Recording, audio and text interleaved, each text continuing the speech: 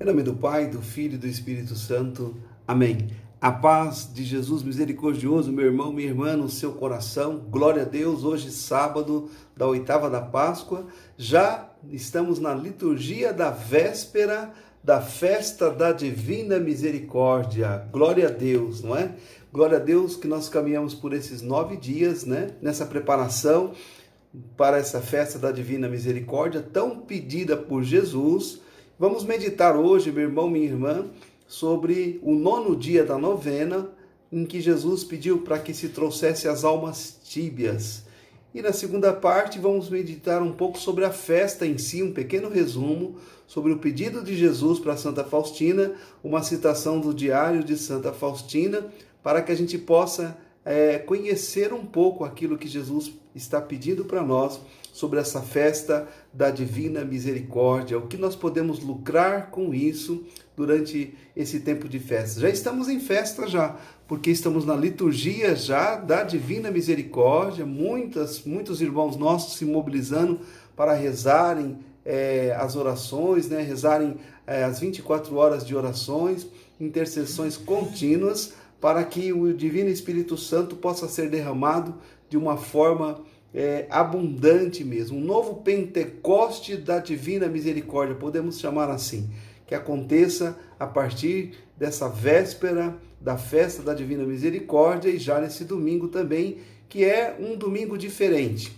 Assim como vivemos essa Páscoa de uma forma diferente, né? Essa Semana Santa de uma forma diferente também, essa Quaresma, Semana Santa, a festa da Divina Misericórdia com certeza vai nos surpreender e com certeza todo o céu estará aberto para derramar muitas bênçãos, muitas graças sobre a sua família, sobre a sua vida, sobre a humanidade inteira. É isso que nós pedimos a Jesus misericordioso.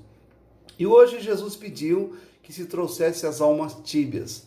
As palavras de Jesus são as seguintes: hoje, traz-me as almas tíbias, mergulhas no abismo da minha misericórdia. Essas almas ferem mais dolorosamente o meu coração. Foi da alma tíbia que a minha alma sentiu repugnância. Olha só. Foi da alma tíbia que Jesus sentiu repugnância. Isso é muito duro, muito pesado para nós. Ele continua dizendo assim, no Jardim das Oliveiras, e elas me levaram a dizer: Pai, afasta de mim este cálice, se assim for da vossa vontade. Para elas, a última tábua de salvação é recorrer à minha misericórdia. Diário 1228. Meu irmão, minha irmã, na meditação de hoje, sobre as almas tíbias, para que eu e você possamos entender um pouco, e quero trazer a citação do livro do Apocalipse, capítulo 3, versículo 16, do apóstolo São João, que ele diz assim, apenas nesse versículo: assim porque és morno, nem frio e nem quente, estou para vomitar-te da minha boca. Então, desta maneira, Jesus Cristo, pela boca do apóstolo João, repreende as almas tíbias, mostrando como elas são desprezíveis a Deus. Uma alma tíbia, apesar das muitas graças da misericórdia de Deus, despreza e deixa dominar pela indolência, que afasta do zelo e a qualquer pretexto abandono por complexo a oração. Aparentemente frequenta os sacramentos, mas levianamente, sem o devido preparo, e por isso quase sempre inutilmente, quando não sacrilegamente, né? De uma forma sacrílega, apresentando aparentemente cumpre as obrigações do seu estado, mas sem espírito de fé, buscando o que causa prazer, procurando em tudo a si mesmo. A alma tíbia, ela é formada erradamente, evita apenas aquilo que é expressamente pecado mortal, mas comete pecados veniais, com plena consequência, ou seja, talvez a alma tíbia deixa lá os pecados mortais, aquilo que, os grandes pecados, né, o pecado mortal, mas não se atenta aos pecados veniais, às pequenas ofensas que também desagradam a Deus, né? Com plena consciência, olha só, nunca pensa em sacrificar-se em sentimentos mais delicados em relação a Deus, naquilo que lhe agrada ou desagrada, da onde decorre a falta da mortificação, o orgulho, a ira, a impaciência e a grosseria na convivência com os outros, e as maledicências, os mexericos, as distrações voluntárias na oração, do que não quer ou não faz esforços para se corrigir. A alma tíbia, ela não quer uma vida verdadeiramente de Cristo, mas também não se apega inteiramente à vida do mundo. Arrasta-se entre o mal e o bem, não se entregando por completo a nenhum dos dois. Vive abandonada, isolada, expulsa do mundo aonde se divertem e afastada do convívio dos santos, da onde Deus derrama consolos. Pode-se dizer que está suspensa entre o inferno e o céu. Olha que tremendo isso. Pode-se dizer que está suspensa entre o inferno e o céu. A pessoa tíbia pensa que pode permanecer nessa situação incerta. No entanto, Cristo disse que não se pode servir a dois senhores, a Deus e ao mundo. A tibieza é um estado muito perigoso, visto que a alma permanece nele, na ilusão, como o doente que se finge são e não procura o médico. Meu irmão, minha irmã, a reflexão é profunda, ela segue aqui por mais algumas páginas, mas somente nessa pequena introdução nós vemos o perigo de sermos e termos uma alma tíbia. Essa reflexão, meu irmão, minha irmã, não é para que eu pense no outro. Não pense no meu vizinho, não pense no meu marido, na minha esposa, no meu pai, na minha mãe, nos meus irmãos, mas que eu faça a reflexão para mim mesmo e possa realmente dizer e fazer um questionamento nesse último dia da novena, né, que se encerra hoje, nessa grande preparação para a grande festa da Divina Misericórdia. Será que o meu coração, que a minha alma não está tíbia?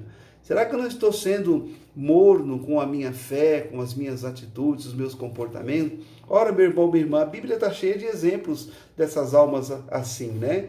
Mas nós podemos pegar um exemplo mais concreto agora desse tempo pascal, desse tempo quaresmal que nós vivemos, estamos encerrando aí a oitava da Páscoa, né? Já no domingo agora, da pessoa do discípulo de Jesus, Judas.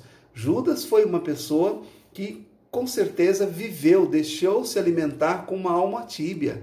Ele estava com Jesus, mas roubava a bolsa, porque ele era responsável, né, das arrecadações, mas ele roubava, né? Ele sempre questionava, por que não vender esse perfume, dar para os pobres, né? Por que não fazer isso, não fazer aquilo? Então ele estava em cima do muro, uma alma tíbia, perfeitamente uma alma tíbia, que realmente nós sabemos o fim, infelizmente, que tomou essa alma. Nós refletimos sobre isso, né?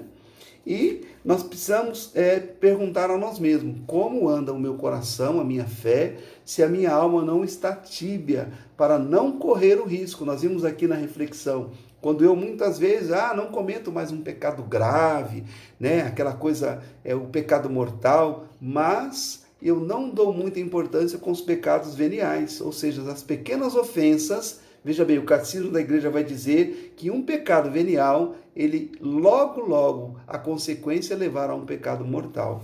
Então eu preciso refletir muito sobre isso, nesse dia, último dia da novena da festa da misericórdia. Como está o meu coração?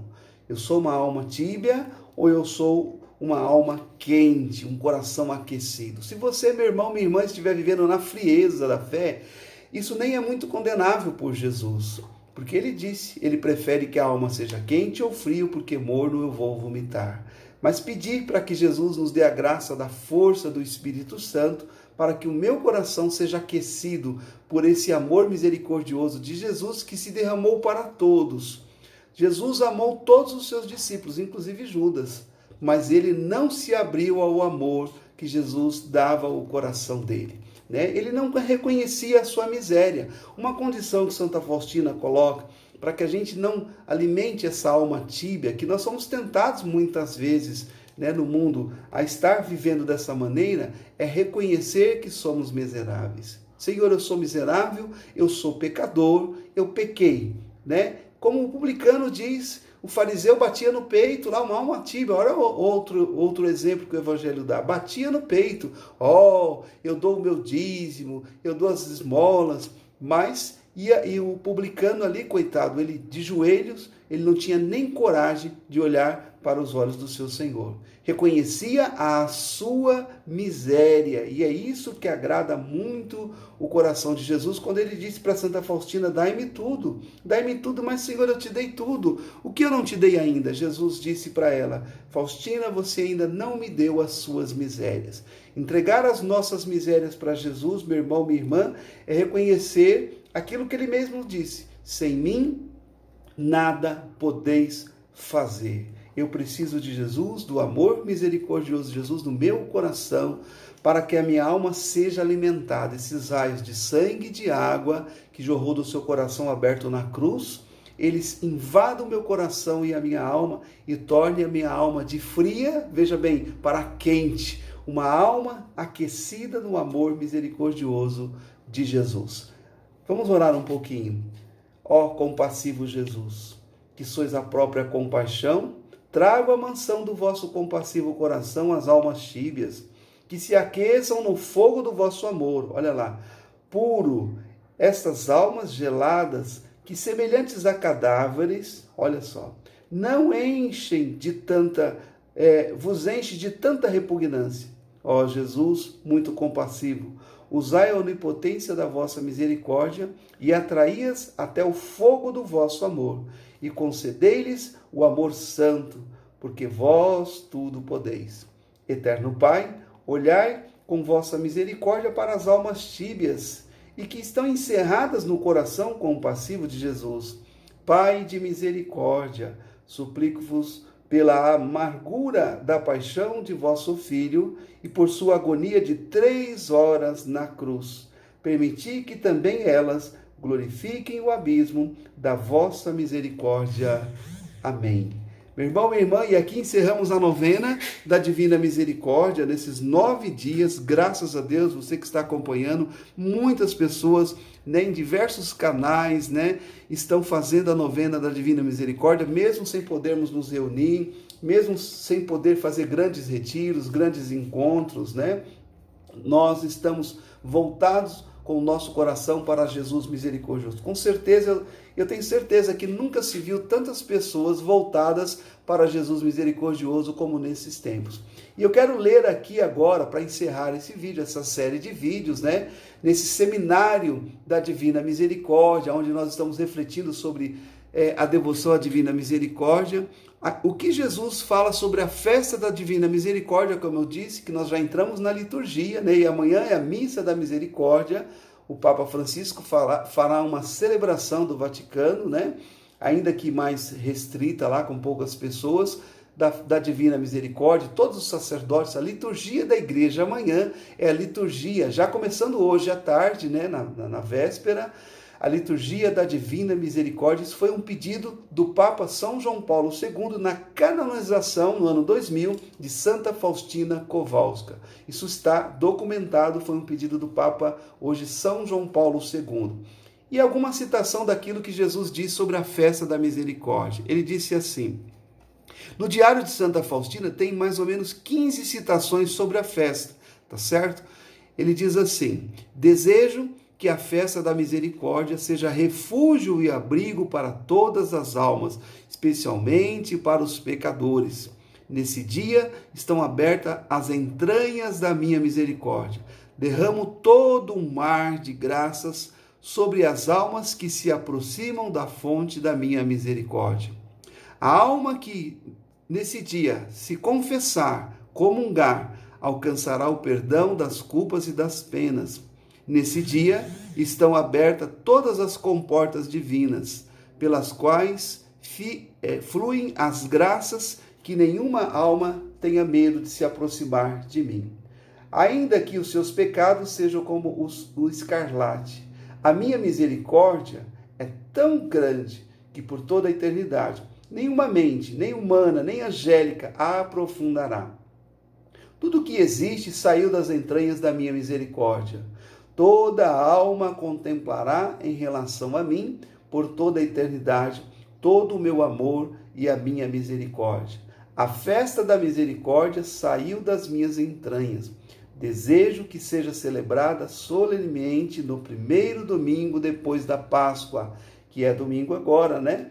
A humanidade não terá paz enquanto não se voltar à fonte da minha misericórdia.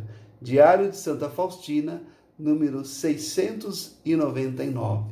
E nós vemos aqui, meu irmão, minha irmã, Jesus fazendo a promessa: a alma que se confessar e comungar alcançará o perdão das culpas e das penas. Eu quero também fazer uma pequena citação aqui, meu irmão, minha irmã, daquilo que Jesus está pedindo. O que é isso? Alcançar o perdão das culpas e das penas. Jesus está falando das indulgências, ou melhor, ele está falando da indulgência plenária. Nesse dia, quem se confessar e comungar e rezar pelo Papa, né, ganhará indulgência plenária, certo? E o que é uma indulgência? Uma indulgência é aquilo que nós podemos lucrar, ou para nós, veja bem, uma indulgência ou plenária, ela pode ser plenária ou parcial. Duas formas de indulgências, plenária ou parcial. E eu posso lucrar para mim ou para uma alma do purgatório. Eu não posso fazer uma indulgência para uma pessoa viva, tá certo? Entenda isso, para mim ou para uma alma do purgatório. Eu quero ler uma citação do Catecismo da Igreja Católica, número 1472, para que você seja esclarecido um pouco. Diz assim: o Catecismo da Igreja Católica nos diz, para compreender a doutrina e a prática da Igreja sobre as indulgências, é preciso admitir que o pecado tem dupla consequência. O pecado grave priva-nos da comunhão com Deus e, consequentemente, nos torna incapazes da vida eterna. Esta privação se chama pena eterna, acarretando um apego prejudicial às criaturas, pena eterna do pecado. Por outro lado, mesmo o pecado venial acarreta um apego prejudicial às criaturas que exige purificação, quer aqui nesta terra, quer depois da morte, no estado chamado purgatório, que foi o que nós meditamos no dia de ontem. Lembra? Eu fiz o meu penúltimo vídeo, foi um pouco sobre o purgatório, para que você entenda isso, sobretudo para nós que temos esse dogma de fé, nós católicos, sobre o purgatório, tá certo? Esta purificação liberta da chamada pena temporal do pecado. Então, como é que acontece? Então, quando eu cometo um pecado, veja bem, seja ele venial ou seja ele um pecado mortal, principalmente o pecado mortal, né, ele gera uma culpa. Essa culpa, quando ela é confessada sacramentalmente com um sacerdote, tá, ela é perdoada. Assim que o sacerdote dá ali a absolvição, né, para nós, quando nos confessamos de um arrependimento contrito, coração contrito, né, uma confissão verdadeira e sincera, né, e decisiva de não mais pecar, o sacerdote, né, pelo sacramento da confissão, né, que nós chamamos de sacramento da penitência, nós somos perdoados já imediatamente, né? O próprio Jesus revelou para Santa Faustina que quando a gente entra no confessionário para se confessar, ele disse assim: sou eu mesmo que estou lá disfarçado no sacerdote. Então, veja bem, não temos que ter medo de nos confessar. O sacerdote, um homem como eu, um homem que come, bebe, dorme, graças a Deus, né? Porque se ele fosse anjo de asa, né, talvez nós não nos aproximaríamos dele. Aí você vai dizer: é um pecador como eu. Sim, o padre também é um pecador como eu. E você, o padre, também se confessa, sabia disso? O bispo se confessa, o papa se confessa, tá certo? Sobretudo para nós católicos, que temos essa doutrina, né? Então, Santa Faustina diz: sou eu disfarçado no sacerdote. Olha só, então nós recebemos sim o perdão da culpa do pecado, a absolvição, tá certo? Somente que fica a pena. O que é a pena? Ele é a consequência desse pecado. Essa pena ela pode ser uma pena eterna ou uma pena temporal. E essa pena, ela exige uma reparação. Só para que você entenda, eu tenho nesse livro que eu estou lendo aqui fazendo um aprofundamento, que chama-se Indulgências, né? Do padre que Ele é um monge, né? Ele chama Padre Hernani Maia dos Reis, um livro sobre indulgências. O tesouro, esse tesouro é seu. E é realmente um tesouro que muitas vezes nós desconhecemos, tá? Então, para citar como que funciona isso, ele diz assim, que, por exemplo, quando eu faço uma calúnia com alguém, né? Suponhamos que você caluniou alguém e depois você ficou arrependido. Você vai lá e se confessa com o padre, né? Que lhe dá absolvição. A culpa fica perdoada, pronto. Mas, e o mal que você espalhou sobre a pessoa? Fica por isso mesmo? Ah, não. Ele está dizendo aqui, o mal precisa ser reparado. Olha só, o mal precisa ser reparado. Então, você deve cumprir a pena. O que significa isso? Nesse caso aqui, se eu caluniei uma pessoa, procurar as pessoas para quem você espalhou a calúnia, a mentira, e retratar-se, restaurando o bom nome do caluniado, da pessoa que você caluniou, né? Não é isso que a justiça exige? Então é isso. Se eu bati o meu carro lá, bebi, enchi a cara, de repente lá e bati atrás do carro do meu vizinho, né? E aí, naquela situação ali, depois que passou, fui lá, peço desculpa para o vizinho, né? Em vez do vizinho ficar com raiva de mim, ele me perdoa. Tá certo, eu te perdoo, né? Você tinha bebido ali, aconteceu alguma coisa, tá? Beleza, ele me perdoou. Mas e o carro amassado dele? Eu preciso arcar com as consequências, né, da minha atitude, do meu livre-arbítrio, né? Ou seja, pagar o conserto do carro. Isso é a pena, né? Então eu preciso saber que existe essa pena. Então, a pena, ela é a penitência imposta como meio ou caminho de reparação de todo o mal que o seu pecado causou. A igreja chama de pena temporal.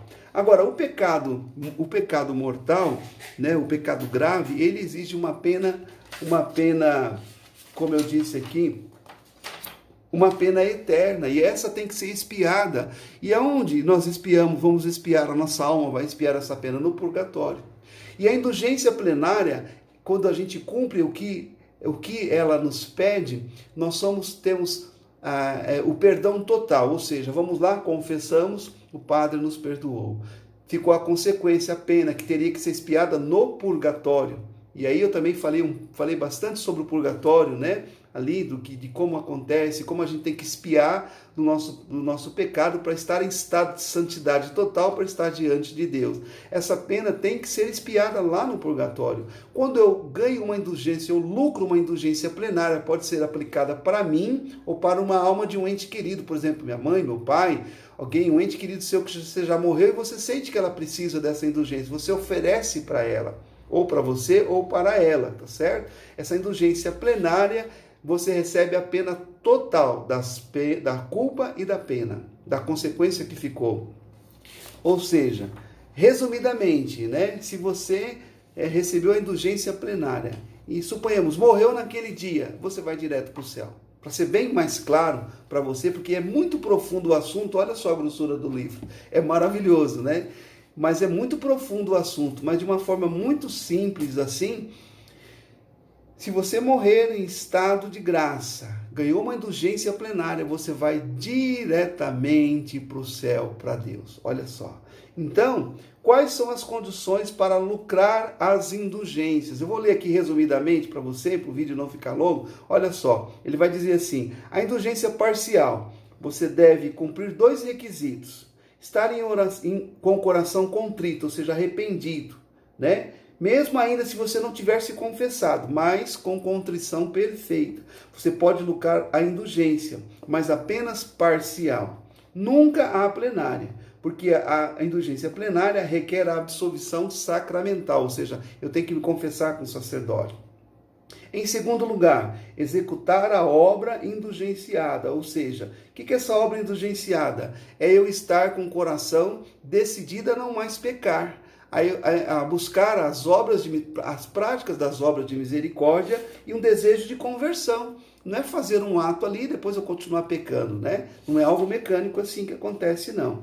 Tá bom? Então, e a indulgência plenária? Para lucrar a indulgência plenária, você deve cumprir 5 requisitos. Deixa eu ler aqui para você, né, para a gente aprender um pouco. Primeiro, eu tenho que ter repulsa de todo o afeto ao pecado. até mesmo venial. Por isso que eu tenho que estar em estado de graça. Não posso estar em estado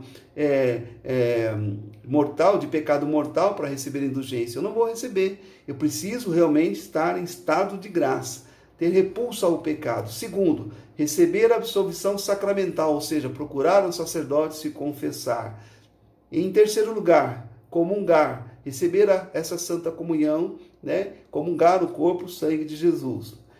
Quarta condição, rezar nas intenções do Santo Padre, o Papa Francisco, não o Papa São João Paulo II, não, que já morreu, o Papa Francisco, o Papa atual. O que eu rezo por ele? Um Pai Nosso, uma Ave Maria, um Glória, né? Rezar nessas intenções.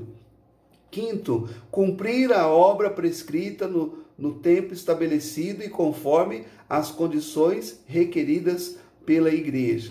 Então, esses são 5 requisitos. Ele faz observações aqui quanto a tais condições. Primeira observação, não é necessário que a confissão sacramental seja feita no mesmo dia em que você cumpre a obra indulgenciada.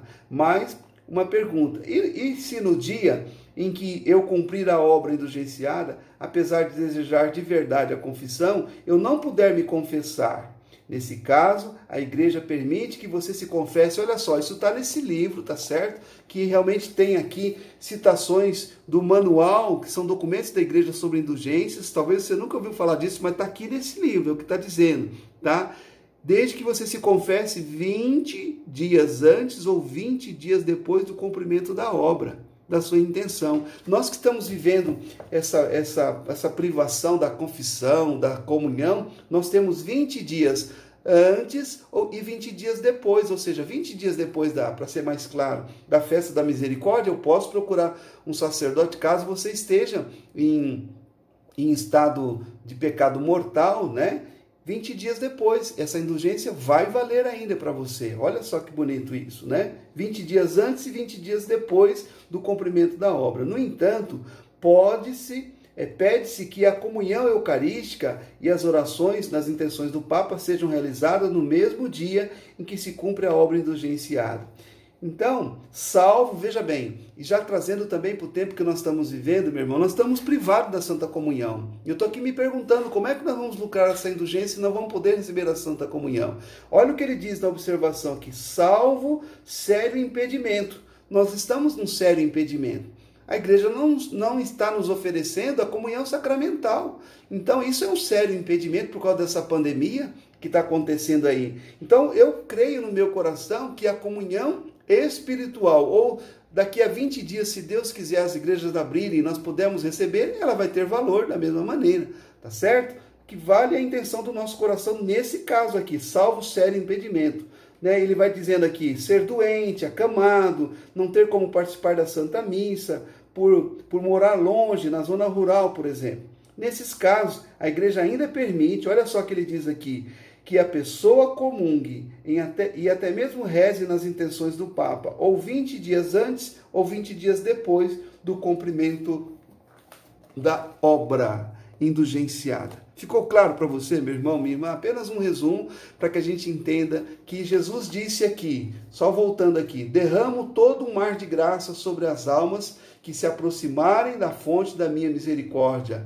A alma que se confessar e comungar alcançará perdão das culpas e das penas. Isso significa indulgência plenária. Perdão das culpas e das penas é uma indulgência plenária que quem participa dessa festa, com todos esses requisitos, né, no nosso caso, na disposição do nosso coração, mesmo pela televisão, a comunhão espiritual, né, e aí, se Deus quiser, com o mais rápido possível, a gente puder confessar e comungar, nós vamos lucrar a indulgência plenária, tá certo? Jesus disse aqui, uma última citação dele, o meu coração se alegra com essa festa, diário número 988. A festa da misericórdia deve ser comemorada no segundo domingo da Páscoa, após a Páscoa, primeiro domingo depois da Páscoa, né?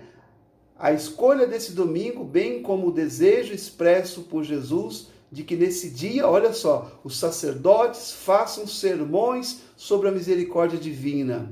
Indica que Jesus vê uma relação estreita entre o mistério pascal da nossa redenção e essa festa.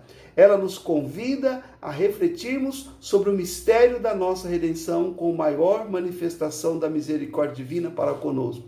Essa relação entre a festa da misericórdia e o mistério da redenção foi também percebida por Santa Faustina quando escreveu em 1935. Olha só, agora vejo que a obra da redenção está ligada com a obra da misericórdia que o Senhor está exigindo. Diário número 89. Então, meu irmão, minha irmã, que Jesus misericordioso derrame muitas bênçãos no seu coração, na sua família. E como ele disse, tirem proveito dessa festa, tirem proveito da obra da misericórdia, continue rezando o terço da misericórdia, muitas pessoas rezando pela madrugada, às 3 horas da manhã, mas lembrando que 3 da tarde é a hora que Jesus entregou a vida pelos seus, pelo mundo inteiro. Nunca deixe de rezar o terço da misericórdia. Ele disse, se você não pode rezar, você não pode fazer a via sacra, se você não pode ir na capela, ao menos por um instante, reze. Ao menos por um instante, pense que naquela hora Jesus estava dando a vida por mim e por você, por toda a humanidade, né? Com toda a alegria do nosso coração, né? Nessa festa da Divina Misericórdia, nós vamos dizer, Jesus, eu confio em vós. Deus abençoe você, abençoe sua família. Obrigado por nos acompanhar nesses dias desse mini seminário da Divina Misericórdia, tá certo? Então os vídeos estão aí no YouTube. Se fez bem para você, para o seu coração, compartilhe, para que outras pessoas se aprofundem nesse mistério da Divina Misericórdia. Que nós possamos, meu irmão, minha irmã, nos tornarmos apóstolos eucarísticos da Divina Misericórdia. Fale ao mundo da minha misericórdia. Foi isso que Jesus pediu para mim e para você. Deus abençoe você e a sua família.